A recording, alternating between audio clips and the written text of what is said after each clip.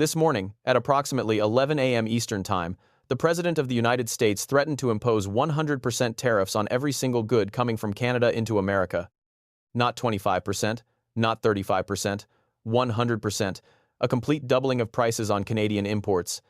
Hit subscribe because what's unfolding right now will determine whether the most successful trade partnership in modern history survives or collapses entirely. And the reason? Because Canada made a deal with China. This isn't just another tariff story. What we're watching is a fundamental realignment of North American power, and it's happening in real time. The next 6 months will decide everything. Let me take you back 1 week. Canadian Prime Minister Mark Carney steps off a plane in Beijing. It's the first visit by a Canadian leader to China in 8 years. 8 years of frozen relations, of diplomatic standoffs, of trade barriers and retaliatory tariffs, and Carney, who took office just last year after replacing Justin Trudeau, is there to reset everything. Picture the scene. The Great Hall of the People in Beijing, Carney sitting across from Chinese President Xi Jinping, cameras flashing, interpreters whispering. And then, after hours of closed-door negotiations, they emerge with an agreement that would have been unthinkable just months earlier. Canada will allow 49,000 Chinese electric vehicles into its market each year at a tariff rate of just 6.1%. In exchange, China will slash tariffs on Canadian canola seed from 85% down to 15%. They'll eliminate tariffs entirely on Canadian lobster, crab, and other seafood products. Carney calls it a landmark deal, a strategic partnership, the beginning of a new economic relationship between Canada and the world's second-largest economy. And here's what makes this moment so significant. Just 2 years earlier, Canada had imposed 100% tariffs on Chinese electric vehicles.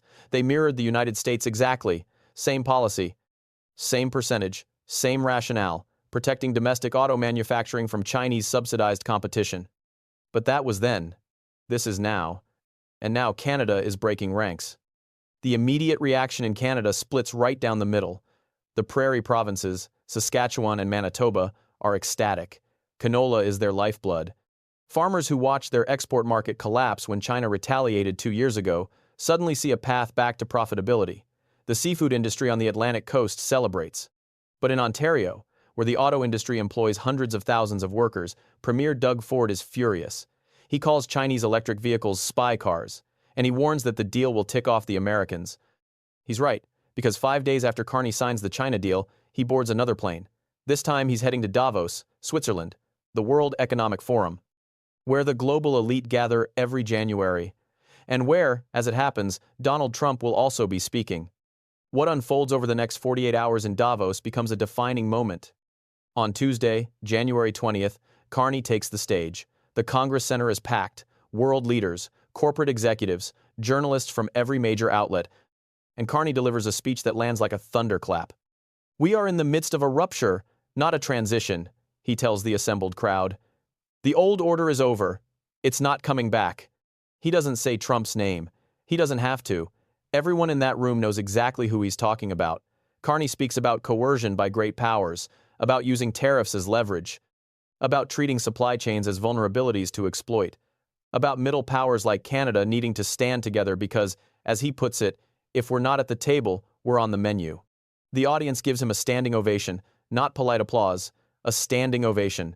In a room where American business leaders and European officials have spent the past year watching Trump threaten allies with tariffs, demand territory from Denmark, and treat trade agreements as negotiable suggestions, Carney's message resonates. He's saying what they've all been thinking but haven't been willing to say publicly.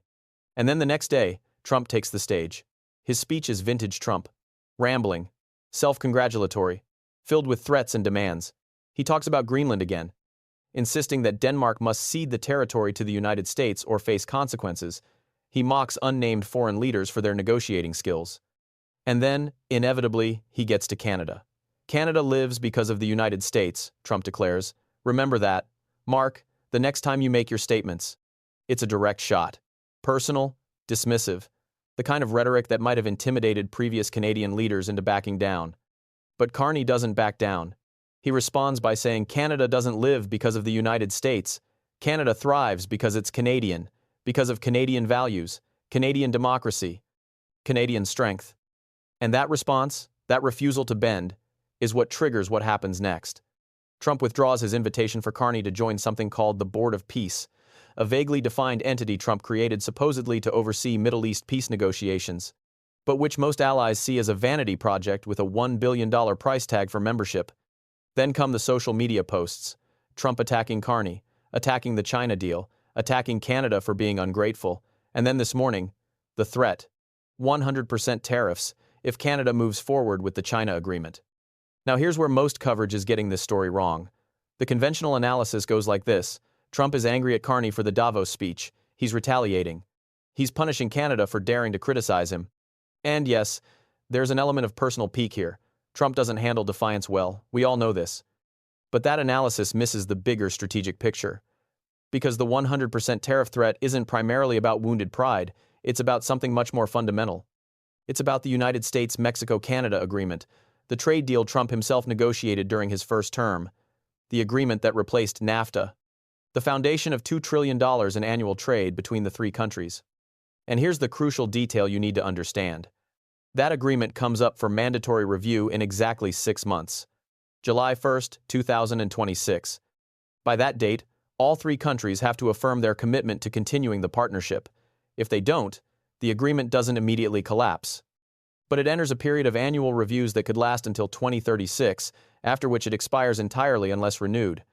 This review has been on the calendar since the agreement was signed. It's not a surprise. It's not a last-minute development. For the past year, all three governments have been preparing. Canada and Mexico initially expected this to be routine, a few technical adjustments, maybe some updates to reflect changes in digital commerce or labor standards. Business as usual. But then Trump won a second term, and suddenly the review isn't routine anymore. It's existential. Because Trump has made clear repeatedly that he views the current trade relationship as unfavorable to the United States. He's already imposed 35% tariffs on most Canadian goods, with exemptions only for products that comply with the agreement's rules of origin. He's threatened to leave the agreement entirely. He's suggested replacing it with bilateral deals that would give him more leverage over each country individually. And here's where China enters the calculation. Because one of Trump's biggest concerns, one that his trade officials have been raising for years, is that China is using Canada and Mexico as backdoors to circumvent American tariffs.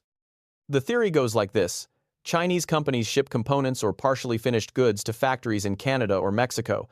Those factories do final assembly, minimal processing, just enough to qualify the product as Canadian or Mexican under the rules of origin. Then the finished product crosses into the United States tariff-free under the trade agreement, even though most of its value was created in China. Is this actually happening at scale? The data is mixed. A Brookings Institution study from last year found evidence of increased Chinese investment in Mexican and Canadian manufacturing, particularly in sectors subject to United States tariffs: kitchen cabinet makers, steel processors, electronics assembly. But the study also noted that proving transshipment is difficult because supply chains are genuinely complex. A car assembled in Ontario might have hundreds of components from dozens of countries. At what point does it stop being a Canadian car and start being a vehicle designed to evade tariffs? The Trump administration doesn't care about that nuance. They see the pattern. United States tariffs on China go up. Chinese investment in Mexico and Canada increases. Exports from those countries to the United States rise. To them, that's evidence enough. And Carney's decision to allow 49,000 Chinese electric vehicles into Canada at a 6% tariff while the United States maintains 100% tariffs on Chinese EVs? That looks like exactly the kind of backdoor arrangement they've been warning about. Now let me be clear about what the Canada-China EV deal actually does and doesn't do. The agreement doesn't eliminate Canada's tariffs on Chinese electric vehicles entirely. It creates a quota. 49,000 vehicles per year can enter at the lower rate. That's roughly the same number that were entering Canada in 2023 before the tariff war started. Carney frames this as restoring the status quo, not opening the floodgates, and importantly, these vehicles are for the Canadian market. They're not automatically eligible to cross into the United States tariff-free. To do that, they'd need to meet the trade agreement's strict rules of origin, which require 75% of an automobile's value to come from North America. A Chinese-made EV assembled in China and sold in Canada doesn't meet that threshold. It's not eligible for duty-free entry to the United States. But Trump isn't interested in those technicalities. His concern, or at least the concern he's articulating publicly, is that this deal is the thin edge of the wedge. Today it's 49,000 vehicles. Tomorrow it's Chinese companies building assembly plants in Canada to take advantage of the trade agreement. Next year it's electric vehicles rolling off Canadian production lines, technically meeting the rules of origin because final assembly happened in Ontario, but with batteries, motors, and electronics all sourced from China. And from a strategic standpoint, Trump has a point. If you're trying to economically decouple from China, if you're trying to build a fortress North America that doesn't depend on Chinese manufacturing, then having your northern neighbor simultaneously deepening trade ties with Beijing undermines the entire strategy. It creates exactly the kind of arbitrage opportunity that makes comprehensive tariff policies impossible to enforce. But here's what Trump's approach misses. Canada isn't moving closer to China because Carney loves Chinese EVs. Canada is moving closer to China because Trump has made it impossible to rely exclusively on the United States. When you threaten your closest ally with annexation, when you call their Prime Minister Governor Carney and post maps showing Canada as the 51st state, when you impose tariffs on energy and manufactured goods for reasons having nothing to do with trade and everything to do with domestic political theater, you force that ally to look for alternatives. Carney said as much in his Davos speech, though he phrased it more diplomatically. Our old relationship with the United States, a relationship based on steadily increased integration, is over, he declared. What he meant was clear. Canada can't afford to put all its eggs in the American basket anymore. Not when that basket might get kicked over at any moment for reasons that have nothing to do with Canadian policy and everything to do with American domestic politics. So Canada is diversifying. That's the word Carney keeps using. Diversification. Building trade relationships with China, with the European Union, with Indonesia, with India. Reducing dependence on the United States from the current level where roughly 75% of Canadian exports go to American buyers. Carney has set a goal of increasing exports to China by 50% by 2030. That's ambitious. That's a fundamental reorientation of Canadian trade policy.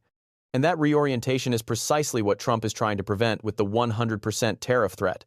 Because if Canada succeeds in diversifying away from the United States, American leverage evaporates. Right now, Washington can threaten tariffs, and Ottawa has to listen because the Canadian economy would crater if it lost access to the American market.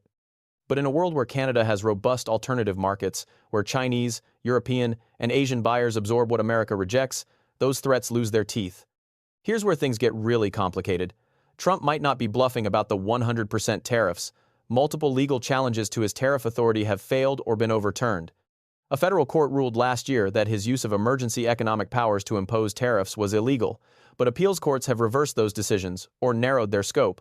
For now, Trump appears to have the legal authority to do pretty much whatever he wants on tariffs, at least until Congress reasserts itself, which seems unlikely given Republican control of both houses. So if Trump says 100% tariffs, he probably means it. The question is whether he's willing to follow through if Canada calls his bluff. Because 100% tariffs on Canadian goods would be economically catastrophic for both countries.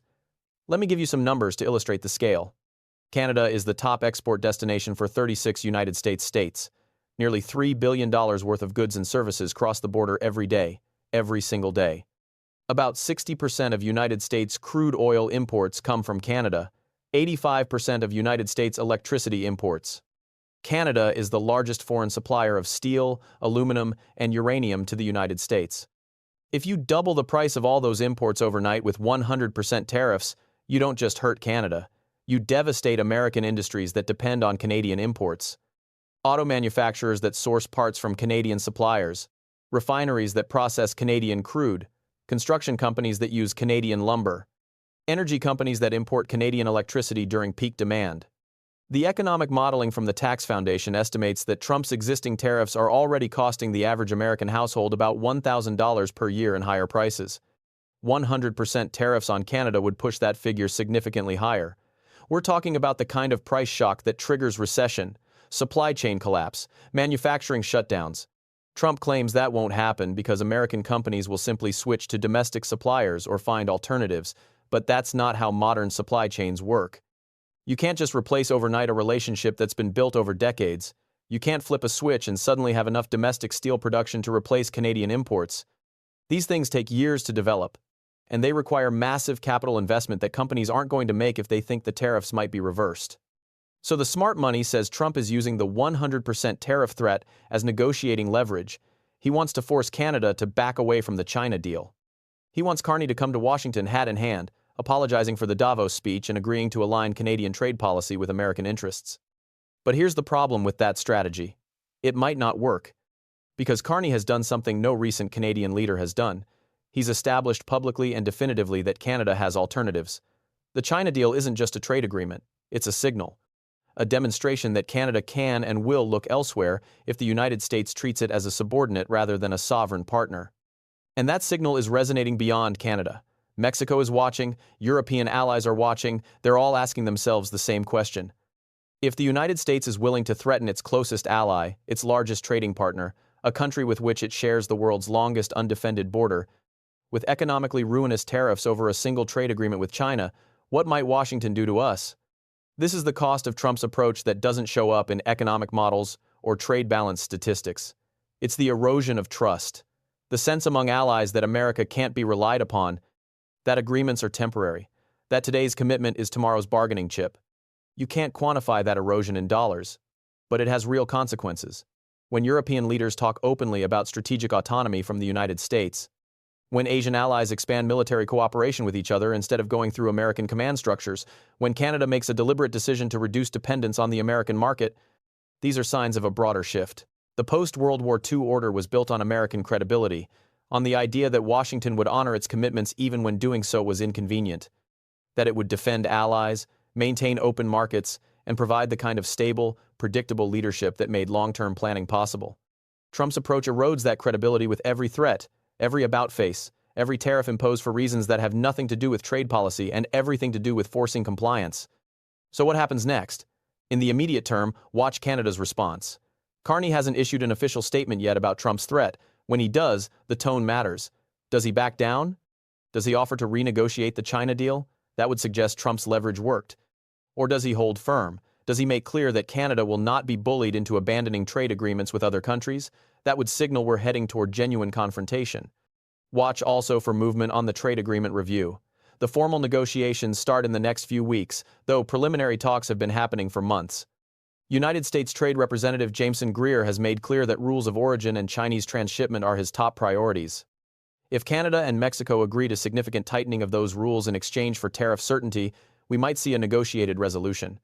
But if the positions remain far apart, if Trump continues threatening unilateral action while Canada and Mexico demand respect for their sovereignty, then the July review could become the moment when the entire agreement unravels. And if that happens, if the most successful free trade partnership in the Western Hemisphere collapses, the economic consequences ripple globally. My read, based on watching Carney's trajectory over the past year, he's not blinking. He's chosen this confrontation deliberately. The China deal, the Davos speech, the public responses to Trump's threats. These aren't accidents or emotional reactions. They're a strategy. Carney is betting that Canada can withstand economic pressure better than Trump can withstand political pressure from American businesses and voters hurt by his tariffs. It's a dangerous bet. History is littered with leaders who underestimated Trump's willingness to accept short-term pain in service of long-term objectives. But it's also a bet Carney may feel he has no choice but to make, because the alternative, permanent subordination of Canadian interests to American demands, isn't sustainable either. So here we are. 6 months from the most important trade negotiation in a generation, two leaders who've established public positions they can't easily back away from. 100% tariffs hanging in the air like a sword. And underneath it all, a fundamental question: can the North American partnership survive an era when the United States treats allies like adversaries? That question matters far beyond trade statistics or tariff rates. It matters because the answer shapes the world our children inherit. A world where democracies cooperate, or a world where they fracture into competing blocs, a world where agreements mean something, or a world where power is the only currency that counts. We're about to find out which world we're living in. The next 6 months will tell us whether institutions can constrain leaders who don't believe they should be constrained, whether allies can maintain relationships when one partner demands submission rather than seeking partnership, whether the entire architecture of post-war trade and cooperation can survive an American president who views it as an obstacle rather than an achievement. The 100% tariff threat isn't just about electric vehicles or canola. It's about whether rules still matter more than power. And right now, the answer to that question is very much in doubt. Make sure you're subscribed because this story is far from over. The next chapter gets written in July, and I'll be here to walk you through every development, every consequence, every moment when the stakes get higher. Share this with anyone who needs to understand what's really happening beneath the headlines. Leave a comment with your perspective. Do you think Carney will hold firm, or will Canada ultimately bend to American pressure? And more importantly, which outcome serves Canada's long-term interests better? Thanks for watching. I'll see you in the next one.